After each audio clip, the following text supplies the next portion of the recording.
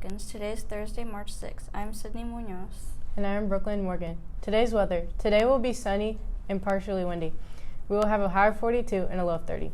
Today is National Oreo Cookie Day. The Oreo sandwich cookie is made up of 2 chocolate discs containing a sweet cream filling and is loved by millions. Since its introduction, the Oreo cookie has become the best-selling cookie in the United States. The National Biscuit Company, today known as Nabisco, first developed and produced the Oreo biscuit in 1912 at its Chelsea factory in New York City. Today, the block on which the factory was located is known as Oreo Way. Here are a few facts about Oreos you may not have known. Oreo has been the best-selling cookie in the U.S. since 1912. Oreos are vegan. Males tend to eat Oreos differently than females. It has been discovered that 84% of males eat Oreos whole, while 41% of females twist the cookie in half. Here are today's announcements. Today, Falcons will be talking about the top 5 upsets in March Madness in recent history from the past 5 years. Here are the top 5 upsets in recent March Madness history, according to ESPN. Coming in at number 5 is Kentucky versus Oakland. Kentucky versus Oakland was a very big upset to many because a lot of people had Kentucky winning in their brackets. Kentucky's roster was loaded this year with star players such as Reed Sheppard, Justin Edwards, and the Chef King himself, Rob Dillingham. One star player that stood out on Oakland was Jack Gohlke. He scored 32 points off the bench, which upset a lot of Kentucky fans. This shows Jack Gohlke scoring a 3-pointer against Kentucky. Coming in at number 4 is 2-seed Kentucky versus 15-seed St. Peter's in 2022. Many remember this is one of the best Cinderella story runs by St. Peter's, advancing all the way to the Elite 8 as a 15 seed by their star player Doug Edert. Nobody saw this coming as Kentucky came into the game with a 77% chance to win, according to ESPN. Coming in at number 3 is 15-seed Princeton defeating number 2-seed Arizona. According to ESPN, this is the 11th time a 15 seed has ever beat a 2 seed. Arizona was going into this game worried because they tended to play down to their competitions in past matchups. Coming in at number 2 is 1-seed Virginia versus 16-seed UMBC. Before this game, a 16 seed has never beat a 1 seed ever, until UMBC made history with this game.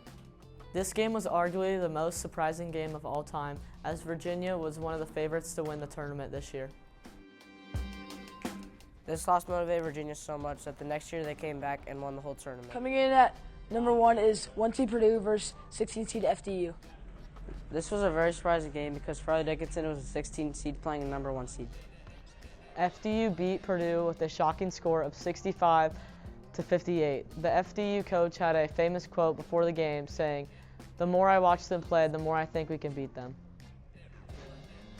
This was the second time a 16 seed beat a number 1 seed. I'm Roman Castelli and I'm here with Jack Kaplan from the 8th grade. Last year, Kentucky lost with a loaded roster. Jack, who do you think is the best player from that team? I think Rob Dillingham. Why do you think that? I think he's pretty shifty and he has really nice dunks. Thank you. I'm Hudson Deal, and I'm here with Chester Turbin from the 8th grade. What was the most memorable college basketball game you ever watched? Probably when Villanova hit the buzzer beater in 2016. Thank you. I'm Colton Johnson, and I'm here with Jackson Ewing from the 8th grade. Jackson, what do you think the biggest upset in March Madness was? When UNBC beat Virginia. Who do you think the best player out of both those teams were? Kyle Guy. Thank you. Thanks for watching, Falcons. 7th and 8th grade Falcons, we want your voice present in the yearbook. If you missed completing a survey for us during SOAR or brushed it off as unimportant, please consider stopping by Mrs. Cornell's room to complete it. It's quick. Also, do you want to know if you're getting a yearbook? Ms. Cornell has posted a list of students who are on the list outside of her room. If your name is not on the list, you have not yet purchased a yearbook. Now is the time to get that done before the price goes up. Cost is currently $40. Purchase information is in the parent newsletter from Ms. Mulroy and in emails your parents receive from Varsity Yearbook. Have questions? See Ms. Cornell in room 134. Thank you. Attention all Falcons basketball fans. Today is the day. We need you Falcons to come out and cheer on the girls basketball team as they take on the Noblesville East Millers. It's time to once again pack the nest and support our Falcons. The game begins at 5:30. Don't forget to wear your blue.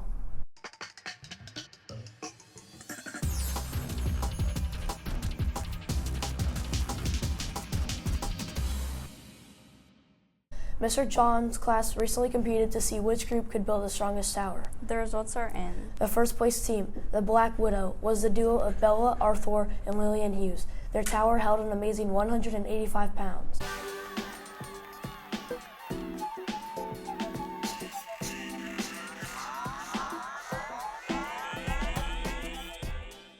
In second place was the combo of